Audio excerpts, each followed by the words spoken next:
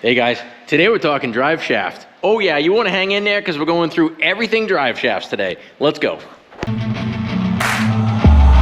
wanna taste the pain. I think I'm seeing all red. 2 bullets in the gun, 1 shot to the head. I need a blank space. 'Cause everything is a threat, but I never back down. Man, I'd rather be dead. I'm making love to fate. And she look better in bed. And I'ma walk this life till I take my last breath. I wanna make a change. I got 1 life left, so I'm gonna go down swinging. Don't you forget. We're heading for a road trip. That's right, we're heading down to, I guess it'd be down to Manchester, New Hampshire. That's like an hour and 20 minutes or so away from us to visit the boys over at Gilberts Driveline.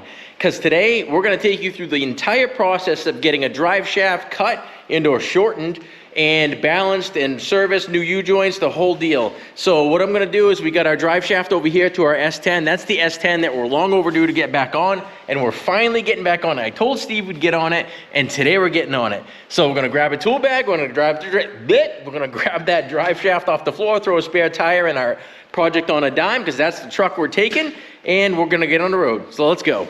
And it's still dark. Seems like it's almost always dark. No, it's not dark, it's getting light. But also always raining lately. But we're gonna jump in the S10. We got it all loaded up, drive shafts in the back. Head on down to Manchester to hang out for the day with Gilberts Driveline. Let's go. All right, we've got our tool bag, our spare tire, and the drive shaft. Cannot forget that. So we got the S10 all loaded up. Time to cruise. But first things first, we gotta find coffee. All right, we're good to go now. We got our coffee and hash browns. Let's make that trip. All right, guys, we are here. Gilbert Driveline gonna hook us up today. Nice.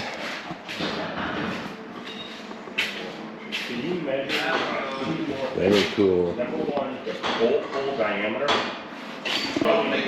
Just easier to put the new U-joints in before we cut it off. These are factory. Oh, those ones there are? Yeah, so the factory ones get injected with plastic. They get melt, yeah, you're gonna burn them out, right? Alright guys, even brought my own safety glasses, so it'd be safety first. They can potentially explode out. Yeah, we won't get too close.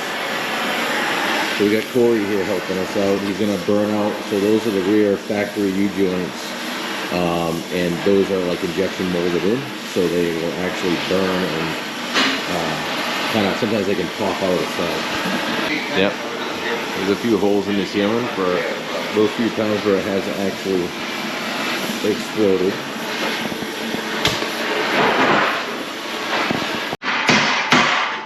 Yep, sorry.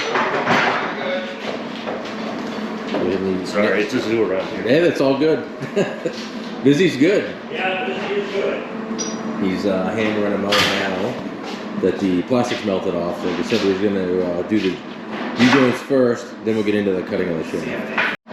That's a big boy. Holy mackerel. Yeah.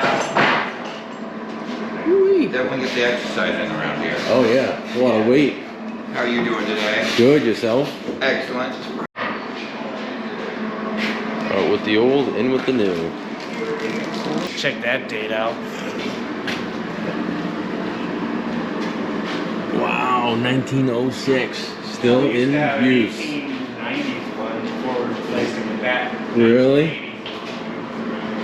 Oldie but goodie. The hell is that? Old iron right here, man. That's great. Yeah, once in a while I turn it on. Getting that shaft there where it's going to start into the transmission before he puts it back on to the drive shaft here. Alright, he's onto the cutting machine. What used to take 2 hours can be done in 15 minutes. Yeah, that's awesome. They used to have to hand pound these out. Oh, really? Yeah, they used to have to cut them in there, take them out, put them on the bench, and then they used to have to hammer them out. Oh, wow.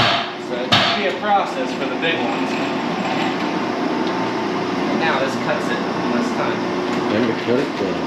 Reach. In place, you cut these always in order to do right on the weld itself? Yeah. So okay. It only goes in about yay far. No shit. And then you're going to take material off of this? Oh, okay. Shove right back in. Nice. And then weld it up. Yeah, we're just taking the weld off so we can knock that out and cut it. Gotcha. Basically just cutting the weld so he's going to be able to shorten that up, the 2 5/8 we're gonna cut off. You gotta slide it back in and then roll it up. See, it doesn't go in very far. No, it doesn't. Yeah, it'll pop out.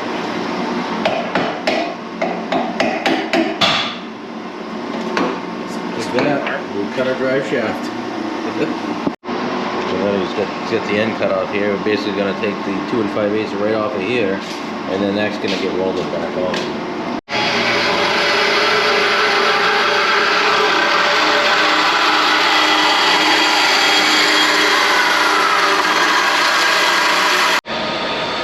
So he chucks it up in the lathe, and then they spin it after they weld it, and it allows it to cool evenly without it drooping or sagging down at all.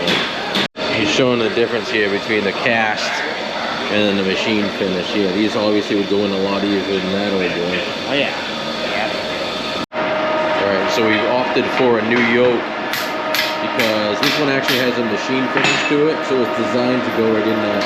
Where the other one was cast, and getting it back in is an absolute battle. You cause more damage and labor than it's worth. So we're gonna go ahead and put the machine one right back in it because it's well, it's meant to be doing this. So I'll probably go in a little bit easier.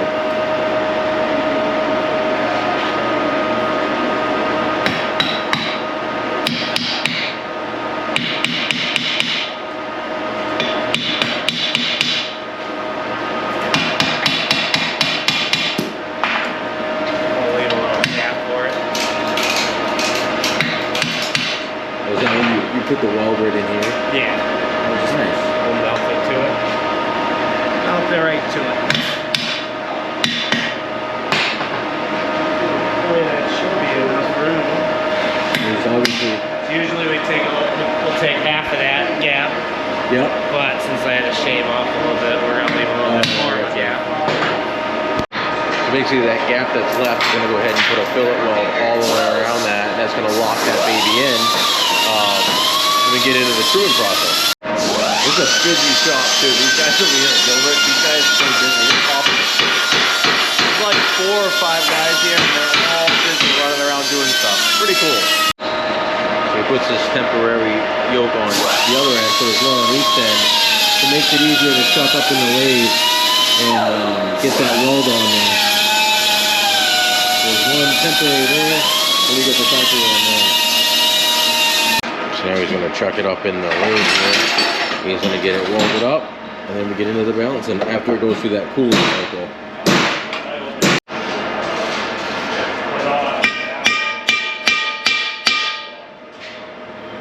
So he's getting it true now before he actually welds it. He's going to get it as close as he can possibly get it.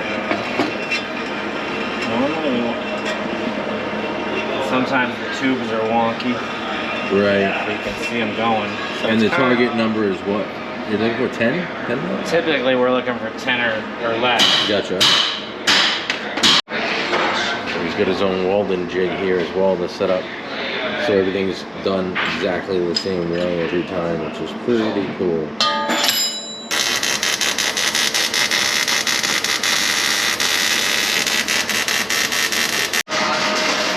Tons of cool stuff here. Another drive shaft. It's all welded now. She's spinning nice and straight, so he's into the cool down cycle now. It's a lot straighter than I thought it was going to be. Yeah. I wasn't sure about this. So once this baby cools down, we're going to get over to the balancing, right? That's where we go next. That's the final step. Final step already. Geez. All right, guys, we caught up with Chris. Chris is the son, so one of the owners of Gilbert Driveline. So tell us a little bit about, I guess, how we got started, your involvement. Doesn't have to be just something, just what, anything you want to tell me. You got it. We started in 1946 with my grandfather starting a welding shop. The first few years he worked out of his house, worked on areas around the Manchester area, would travel up to Burlington, Vermont to do gas pipe fitting, boiler fitting, welding of all sorts. He was on the road basically from Sunday night at 6 o'clock until he came home Friday morning at 6 o'clock. And he would work 24 hours a day if he could. Kept himself going, did a lot of work in the city of Manchester, finally got to a point where he bought a shop in Manchester somewhere in the early 50s. I'm not sure the exact date. Bought a shop on Lincoln Street in the early 50s, was doing more and more work with the city, more and more work with the utility lines around. Then got into mounting and fabricating dump bodies for a company. The state of New Hampshire was starting to buy dump bodies, and part of the requirement for them was to have them mounted in the state of New Hampshire. Oh, so the work had to be done here before the state would buy the truck from someone. So he got into that work, which then led into my father coming back in 1972 and starting to build fire trucks out of the facility. So from This facility right here? This facility Okay, right here. cool. They built, I think, 40 or 50 fire trucks out of here and sold them all over New England, including one that's still in operation in Frenchville, Maine. So right up on the Canadian border. Yeah. They did a lot of that work, and that morphed into the driveline work because we were constantly redoing drive shafts, cutting to shorten them or lengthen them because the trucks needed to be shortened or lengthened. So the drive shaft work went along with the truck work, which went along with the fire truck work. Then they just decided after 1990, he bought a balancing machine, a dynamic balance machine in 1989. And in 1990, they decided that doing the fire trucks wasn't as profitable as it could be. And they wanted to just focus on one line of business, which became drive shafts. So from 1990 through today, that's what we've been doing. Awesome. We specialize in a little bit of everything. We do all the car shafts, truck shafts, anything that has a drive shaft that can actually be worked on that's not a non-serviceable shaft, we do. It goes from everything like the S10 that you're working on through the Peterbilt shaft that's sitting in the back lane right now. Big heavy stuff. Yep, and we get into those. We're doing things off brand new Peterbilts, including their new RPL 35 series and SPL 350 series. Wow. And we're one of the only facilities in the US that is doing that work right now. So that's Very pretty cool. much all we got. Very cool, man. No, I appreciate it. Chris is a very busy guy. He's running around here, like literally running around here, getting this place going. So it's a busy, busy place. And we appreciate everybody. Thank you guys. Absolutely. All right, so he's got our drive shaft into the balancing machine now, and then he's gonna input your parameters, right? And spin it up at 600 RPM, and it's gonna tell him where to put the weights. And kind of like balancing a tire, just a little more involved. And what he does is any of the old weights that you saw tacked on there, those go away because when you balance it out, he's gonna add new weights, and there's no sense in leaving the old ones on. It's kind of just like Since balancing we've a changed tire. the parts, we've changed the dynamics of where it's balanced. Gotcha. I All said right. it was in already. He's got it balanced out. So he's gonna go ahead and tack this on. Gets a coat of paint, and this baby's done. Fresh coat of paint.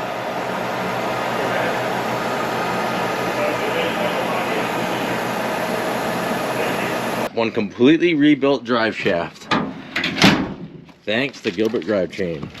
All right, guys, I want to thank you all for hanging with us, and I want to thank Corey for hooking us up today and getting our drive shaft completely from start to finish. We took you through the entire process from changing the U-joints to cutting it down to having to put a new yoke in the end of it that's actually machined, to go ahead and welding it, and then balancing it, finish it off with a nice coat of paint. So the boys here at Gilbert Driveline are awesome, and #1 quality, zero complaints. These guys are on it, and I can't say enough. And the fact that they can get me in here and get this done in one day, one I guess drive to save me from going out here twice is even better. So super cool. And as always, guys, thanks for watching.